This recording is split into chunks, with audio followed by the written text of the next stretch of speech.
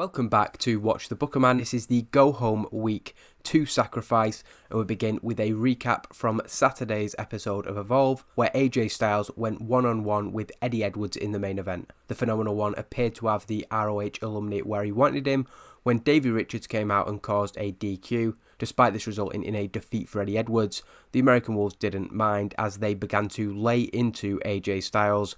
That wasn't all. Beer Money made the save for their fellow TNA Original, sending Edwards and Richards packing up the ramp. The commentators then welcomed the viewers to the show, informing them that James Storm and Robert Roode have something to say to open tonight's Impact. They also promote everything else that is coming up on the show. Once in the ring, Beer Money point out that it's not often that they open the show, and they usually don't have too much to say unless it's something important. They prefer to do their talking in the ring. Tonight, however, Robert Roode has something very important to say, and the two of them do a really good job here with a 77 rated promo, Storm particularly doing well off script. For the last few months, maybe as far back as when they lost the titles to Motor City Machine Guns at Hard Justice, it's fair to say they've been resting on their laurels.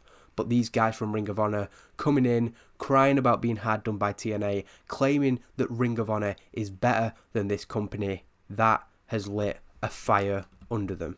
James Storm then takes over the promo, saying that it is time to get down to serious business.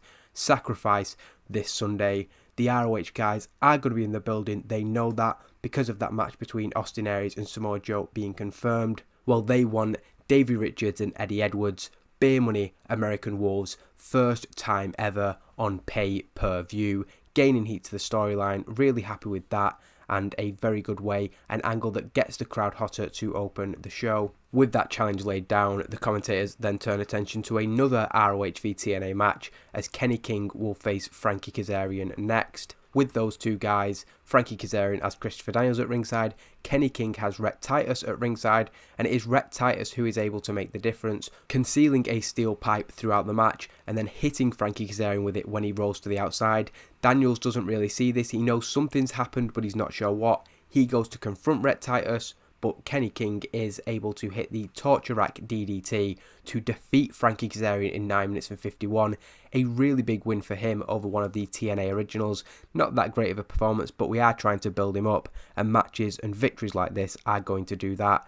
Not that great of an opening match, but afterwards, Kenny King is joined in the ring by his partner Rhett Titus. Christopher Daniels goes from wanting to fight those guys to wanting to check on Frankie Kazarian. We see that after being hit with that steel pipe, he is in a really, really bad way, much worse than we first thought.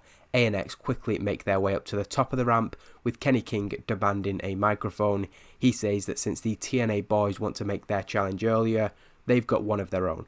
Frankie Kazarian had better stitch himself together as best he can because they want Bad Influence this Sunday. So coming back on the previous challenge that we had, Beer Money American Wolves, we now potentially have Bad Influence v ANX also added to the pay-per-view. Heading to the back, Bobby Lashley is interviewed and talks about the New Age's plan from last week. He doubts that they predicted it would end with the Kings of Wrestling having to face him and Kurt Angle in a match at Sacrifice where anything goes. Lashley asked Jimmy Jacobs if that beating last week was worth it. Jimmy said that every action has an equal and opposite reaction. Well, this started with the New Age taking him out at the start of the year, breaking his arm, and it ends with him taking the New Age out this Sunday at Sacrifice. They took him out when he was seconds away from becoming the new TNA World Heavyweight Champion, and he isn't going to let that slide. Hero and Castagnoli will be the ones to bear the brunt of that wrath this Sunday at Sacrifice. So a fairly average promo that just continues to promote our main event for Sacrifice. Before her return to action, a recap package shows Alyssa Flash's return from injury last week, following another victory from the dominant Sara Del Rey. Flash joined her New Age stablemates in the ring, that group looking stronger than ever. However, surprising Del Rey and the rest of the group, Flash pointed out that she is one of the last remaining members of the Knockouts division who hasn't been pinned or made to submit by the champion. She then made the challenge there and then. She wants Sara Del Rey, Knockouts Championship on the line at Sacrifice. There's yet to be any confirmation as to whether Sara Del Rey has delivered an answer to her stablemate, but with Flash in action next, we will soon find out. She defeats Roxy in 6 minutes and 18 with an inverted cloverleaf, so a submission victory for her. A 52 is a good in-ring performance rating. Roxy not doing that well as she was off her game. Decent reaction, but subpar wrestling unfortunately. Alyssa Flash stands tall after her victory and takes a microphone, revealing that she hasn't spoke to anybody in the New Age all week, but for a good reason. This isn't about there being any issues between them, she's not cutting them off completely. She just didn't want to influence any decision that was made by Sara Del Rey. The Knockouts Championship will be defended at Sacrifice, and Sara Del Rey hasn't left herself a lot of time to find another challenger. She's left her to consider it all week, and she wants to know whether Del Rey wants to keep the title in the New Age going forward. If she meant what she said when she said she wanted to face somebody she hadn't beaten before, somebody who is on her level, then there is only one answer. Del Rey comes out with haze and with mischief. Sara Del Rey has a smile on her face, outnumbered in the ring. Flash asks for the answer. Del Rey says she knows better than anybody how good Flash is. They've worked together before, but they've fought against each other even more than that. There is a passive-aggressive tone in the answer from Sara Del Rey. It's clear that she's not happy that this public challenge has been made, but Del Rey does accept the challenge and she will face Alyssa Flash with her title on the line at Sacrifice. We then get a response from the Kings of Wrestling to the words of Bobby Lashley from earlier. Chris Hero says that the two of them have kept quiet since they came to TNA. They've allowed Jimmy Jacobs to do their talking for them because they've been focused on doing their jobs. And that job is being a professional wrestler. Somehow their actions, or perhaps their ability, has made them a lot of enemies. But on Sunday, they don't have to wrestle. They have to fight. Lashley and Angle may have the reputation and the years of name recognition. They may be household names in this business, but at Sacrifice, anything goes. Where they come from, they're used to that, and on Sunday, Kings will reign supreme. And the thing we're getting at there is that Hero and Castagnoli have been in promotions where they've had to have these types of matches before. They've had to dig deep and they've had to fight, and perhaps the two biggest opponents they've ever faced this Sunday will find that out. We then get the third match of the night, and it is Kevin Steen defeating Homicide. As you'd expect, this is a bit of a wild brawl, a good rating actually, and in the end it's just a case of Kevin Steen having too much for his opponent, hitting a package pile driver following a very even match. Steen stands tall to end the hour, an extremely hard-earned victory over Homicide, looking to defend the honour of his friend Amazing Red. Homicide took the fight to Steen throughout. We really want to put across that Steen had to be on his absolute A game to pick up a victory tonight, but Homicide could not get the job done. As Steen has his arm raised, he talks trash into the camera, asking if Hernandez, who remained in the back throughout the match, wants it next. This is again establishing Kevin Steen, I think, going in the ring with somebody who everybody knows is a very, very tough competitor in Homicide, and coming out on top should build him up just that little bit more as we try and get him towards the upper reaches of the card. We come back then, and it is a follow-up from last week, the issues between El Generico and Paul London, and Paul London defeats El Generico with a single leg Boston Crab. Colt Cabana is at ringside during the match, or rather comes out during the match because of the severity of Paul London's beating on El Generico. It's not completely one-sided, but when it comes to the end, London is really trying to send a message to Generico here. He locks in that single leg crab, making El Generico tap out, and continues to wrench. He refuses to let go for a few seconds after the bell, just to put an exclamation mark on his victory, throwing his opponent to the outside after the match. Paul London doesn't look happy despite his victory. The commentators say that this man clearly has a chip on his shoulder. We saw last week he confronted El Generico for taking him out during a match, and really that bitterness is coming through. He continues to badmouth Colt Cabana on the outside. London tells Cabana to stay out of the ring, warns him not to take another step forward. Cabana is clearly torn. His pride says that he wants to go and confront Paul London, but instead he decides to check on his partner El Generico, who London had thrown to the outside, and help him to the back. We see that as a result of that targeting of the leg, El Generico has a bit of a limp as he heads up the ramp. We then send to an update on the condition of Frankie Kazarian, with Christopher Daniels speaking with Jeremy Borash in the back. He confirms that Kazarian won't be cleared to compete this Sunday, and Daniels says that the All Night Express versus Bad Influence cannot take place. But he isn't going to reject the challenge. He isn't willing to let those two guys off so easily, so he accepts their challenge, and he will find himself a partner for Sacrifice despite this very short notice. If he can't, then he will fight both of them on his own. The one thing he's certain of is that ANX will get a beating this Sunday. We then promote another match that will be on this Sunday's card, the Monsters Ball between Abyss and Bryan Danielson, a video package airing, putting over the history of this match type, which as we all know is synonymous with the Monster Abyss. Footage is shown from the last Monsters Ball specifically, where Abyss defeated Jay Lethal. The package is also putting over the turmoil that has followed for Jay Lethal after that match, and how essentially he was flying high throughout the entire year of 2010, and since then it's been a complete disaster. Bryan Danielson faces the same potential fate when he goes up against Abyss at Sacrifice, but the American Dragon is certain that it's not going to go down that way. Following the package, the commentators confirm that we will hear from both Bryan Danielson and the Monster Abyss at Evolve moments before they go into their pre-sacrifice 24 hours of isolation. It's something that they dropped in later Monsters Balls, but I actually like the idea of making this not just a hardcore Extreme Rules match, whatever you want to call it, but actually there's that added stake of 24 hours, no food, no water, no light, and hopefully that brings out the more violent side of the two competitors before that match. We then go into the fifth match of the night, Matt Jackson defeating Yoshihashi in 5 minutes and 54 with a moonsault. He super kicked him last week on Evolve, so it makes sense these two would have a match. Entering the ring with Matt's brother Nick, Larry Sweeney asks Matt Jackson to help Yoshihashi back to his feet. Despite their issues, he wants to draw a line under this. After they enter the ring, Kazuchika Okada also comes in to stand beside his friend. He doesn't trust these guys anymore, and he stares down both Young Bucks. Sweeney says that the fighting is over, so he needs all four of them to stand down. Tonight is about the decision, the most important decision of Kazuchika Okada's career. Sweeney says that infighting isn't a good look for his brand, so Okada has a choice to make. The Young Bucks' loyalty to Sweet and Sour can't be questioned, but he is asking a question of Kazuchika.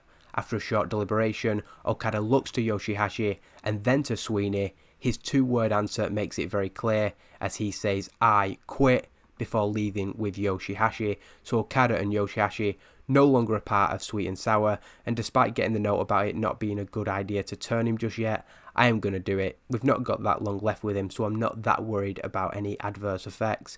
We've got to change the gimmick also of Matt Jackson and Nick Jackson. They're still set as fan favourite after all this time, just an oversight that I've only just noticed. Poor rating for the gimmick for Matt Jackson. Hopefully Nick does a little bit better. Awful, so I probably should have just left it as it was, but I'm not too bothered, and this isn't going to go well. The turn goes badly, so a bit of a disaster of a segment overall, but hopefully we can still do interesting things with these, despite them probably getting worse ratings now going forward in the game. Not happy with that segment, really. We then get another interview, this time with Kurt Angle, and he's now responding to the words from the Kings of Wrestling earlier. The World Heavyweight Champion says that it's going to be strange leaving his title to one side going into this pay-per-view, but he's pleased to hear that everybody in this match is up for a fight. Angle promises a side of him that we haven't seen in any of his recent championship defences, because, like they said, Sacrifice isn't about competing, it is about fighting and overcoming the new age. He's got plenty more that he wants to say, but he wants to say it to the face of the Kings of Wrestling and to their leader, so he's calling them out to face him in the ring, and they can have their final promotion for the match, I suppose, this Saturday on Evolve. He improvises well, but it's just a decent segment. These short promos are always going to rate like that, but I'm pretty confident that the segment on Evolve will bring the storyline heat right back up to where we want it to be. In the main event, Mickie James, Hamada and Taylor Wilde defeat Tara and the Beautiful People when Hamada, one of the challengers for the Knockouts Tag Team Championships this Sunday, beats one of the title holders, Velvet Sky, with a fisherman's driver. During the match, Mickie James and Tara brawl off out of the ring and up the ramp or through the crowd. However, but they're not involved in the finish of the match. It's something that I do quite a lot, but I think specifically now, the way this rivalry's gone between Mickie and Tara, it makes perfect sense. It's a decent match. I knew it wasn't going to get an incredible rating, but it does get the crowd buzzing, despite Tyler Wilde being off her game. And after the match, Hamada and Taylor Wilde stand tall. Their partner, Mickie James, nowhere to be seen, of course, following that brawl, gesturing around their waist towards the Beautiful People who have regrouped on the outside. Hamada and Taylor Wilde make it clear that they are coming for the Knockouts Tag Team Championships this Sunday at Sacrifice, so a very basic final build towards that match as we head to the back, and Christopher Daniels is seen walking through a corridor. He encourages the cameraman to follow him.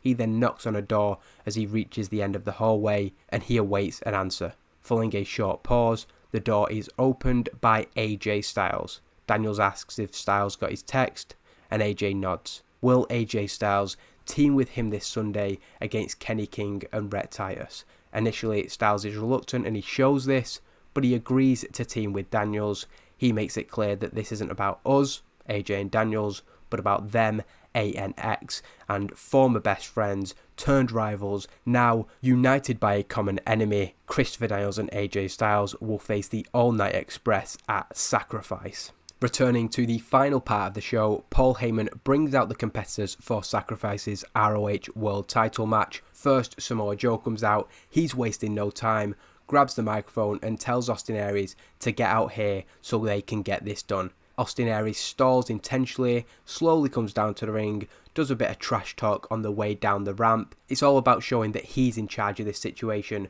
not Samoa Joe. Paul puts over the time limit draw that they had at the 9th anniversary show, and he's basically telling the fans that there is nothing between these two men. They are so evenly matched, as proved by that 1 hour long match. But A-Double disagrees. The only thing that mattered at the 9th anniversary show was him retaining the Ring of Honor World Championship, and looking at his shoulder, that was a successful title defense. He accepts that Joe, having held the title for 645 days, is perhaps the greatest Ring of Honor champion ever, but that was before he came to TNA and was neutered. The Samoa Joe that he stands across from, the Samoa Joe whose eyes he is staring in right now, that's not the same man that he saw tear through Ring of Honor. Aries gets personal with Joe about this lack of motivation, saying that he's been overshadowed throughout his TNA career.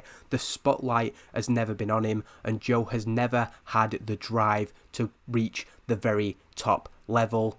No matter where Austin Aries is, his star always shines brightest. But Samoa Joe isn't in the mood for talk, so he keeps it simple. He held that title for 645 days, Austin Aries is right.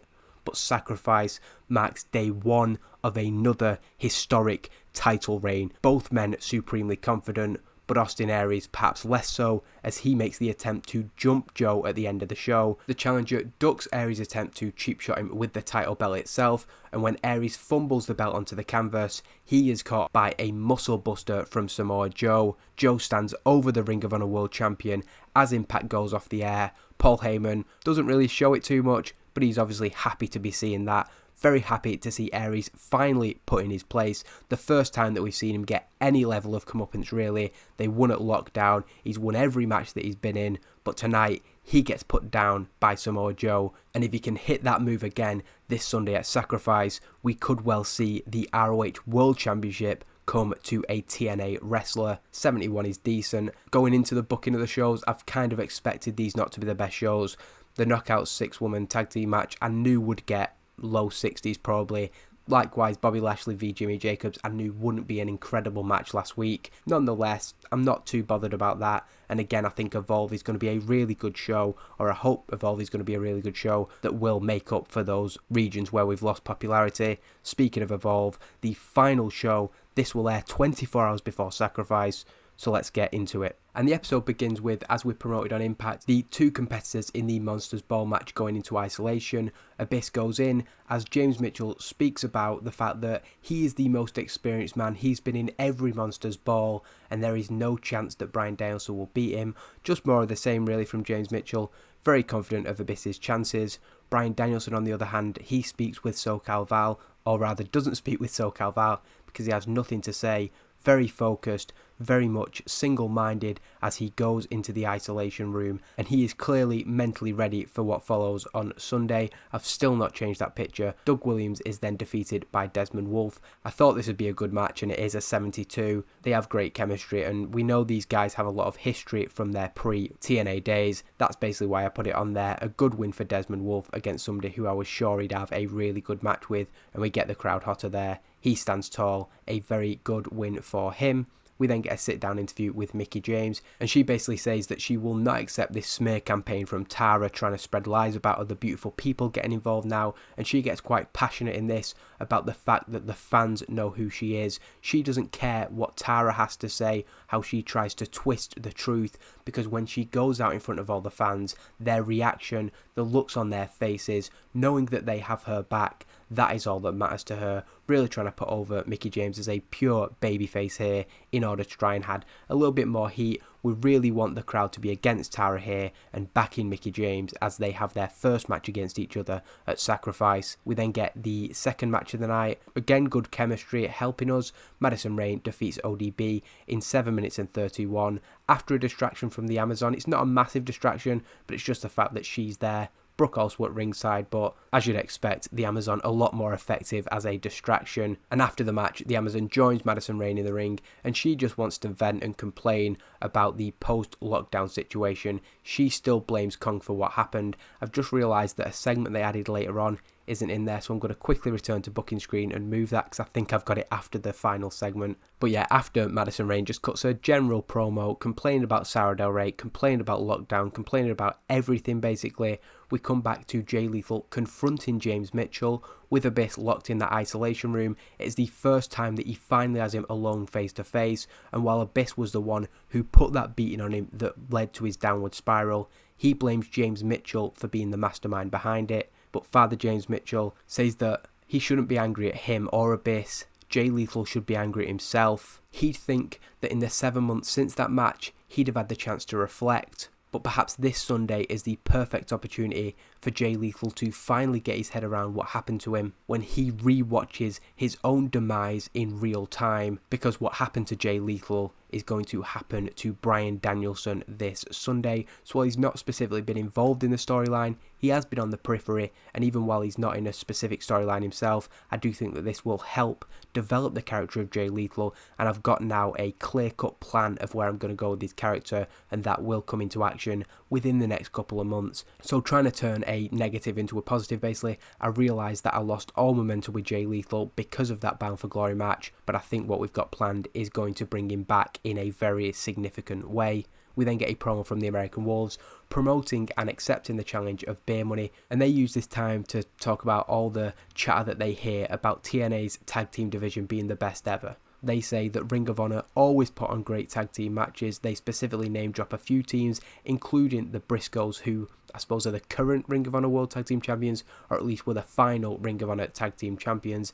This myth that TNA has created is BS, and they're going to prove it by representing Ring of Honor and beating Beer Money on Sunday. The main event sees, I was thinking I should have put Desmond Wolfe v Douglas Williams as the main event. This confirms it. Only a 65. Wrestling's Greatest Tag Team defeat Creed and Dutt in 11 minutes and 10 when Benjamin pins Creed with a pay dirt. We're going to change Austin Creed's poor rated fan favourite gimmick. Gets a great rating, so really happy with that, and hopefully that can give him a little bit of a boost going forward. We do get the crowd buzzing with this match, and we do have a post main event segment, so that's why I wasn't too worried about having not that fantastic of a match in the main event. Wrestling's Greatest Tag Team stand tall before we come to the go home segment before Sacrifice. Kurt Angle calls out the Kings of Wrestling. The commentator's putting over that a no contact clause has been put in place for this last 24 hours before the pay-per-view, and they basically go back and forth similar to what they've been saying in recent weeks, and we just want a catch-all segment. You can see it rates an 86, so that's really good, putting across what the issue is between these guys.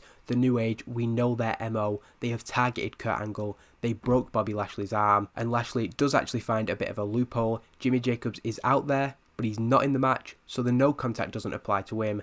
Lashley punches him, knocking him clean out in the ring, starfished in the middle of the six sides. Chris Hero and Claudio Castagnoli can't do anything but go nose to nose with Kurt Angle and Bobby Lashley to end the show. Lots of green notes there, gaining heat to the storyline, so very, very happy with that segment. And a 74, that's easily good enough for what we need for these Evolve shows. And despite not being the best week rating wise, I do think we've done a good job of building towards Sacrifice. Hopefully it put a little bit more hype on that show, a show that I am really, really looking forward to booking, and hopefully you will join me for that. Thank you as always for watching, and we'll be back with the next episode soon. TNA Sacrifice 2011.